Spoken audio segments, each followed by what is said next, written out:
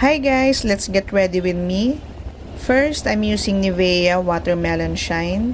Syempre, kailangan moisturize din yung lips natin. And then, for my face, I'm using Maybelline Fit Me Fresh Tint. So, kung hindi ka masyado ma-foundation, I highly recommend you use Skin Tint. It's very lightweight and breathable. Maybelline Fit Me Fresh Tint, it has SPF 50 and it's soft matte finish. And meron din siyang vitamin C. It will help brighten your skin as well. It's comfortable and very lightweight and will also minimizes your dark spots. The makeup and skincare in one. As you can see, nag-brighten yung face ko, diba? And this one, I'm using Riri Cosmetics Lip and Cheek Cream in the shade of Fetish. Matte finish din siya pero hindi siya drying sa lips. And for my blush, I'm using Villain Cosmetics 3-in-1 Aqua Cream Minis in the shade of Celine. So kung gusto niyo ng blush na medyo parang kinikilig lang siya, parang sun-kissed, yan, highly recommended ko si Celine. It's very affordable and blendable. As you can see, 1 dot lang yung nilagay ko and very pigmented siya, diba? Gusto niyo namang blush on na ganyan lang, very light, yan, highly recommended ko yung si Villain Cosmetics. So yan, papunta kami sa may Pasay since may imimit akong client. And dito sa may Coastal Road, haling tapat, napaka-traffic. Yan, buti na lang maaga kaming umalis ni Ayan.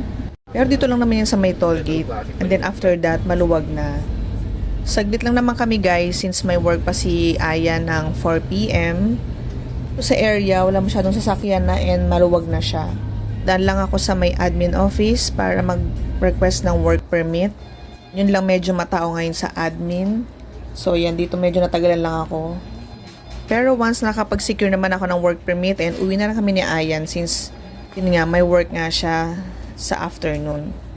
So yun lang, wala na masyadong ganap. So kumusta naman ang araw nyo guys? Ito naman, pauwi na kami ni Ayan yan. Dito lang kami dumaan sa loob. Ayan, ang ganda ng weather today. So ayan na si Sungit, nagmamadali siya dahil baka daw malate siya. Iniwan na nga ako oh. Pag tumatanda talaga ang tao, sumusungit, diba? Yung naman nakakunot pa yung mukha niyan. So yan, dito na kami sa may MOA area.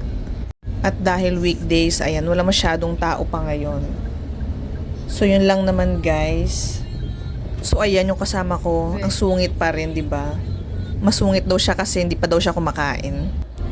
So yan, malapit na kami sa bahay and then nagpabili siya ng banana Q, kamote Q and turon para daw hindi na siya magsungit. Oh, as you can see, 'di ba?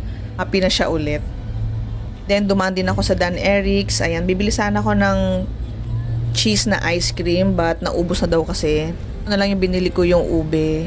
Bilis kasi ma-sold out yung cheese nila. Yun din yung favorite kasi namin na flavor. Since naubos na siya, ito na lang ube. Pero masarap din naman yung ube nila. So, kung familiar kayo sa Dan Eric's, yan yung mga seller nila na ice cream. Si cheese and si ube. So, yun lang guys. Thank you for watching. Bye! And also, don't forget to follow our social media accounts, The Goods Fam. Thank you. Bye.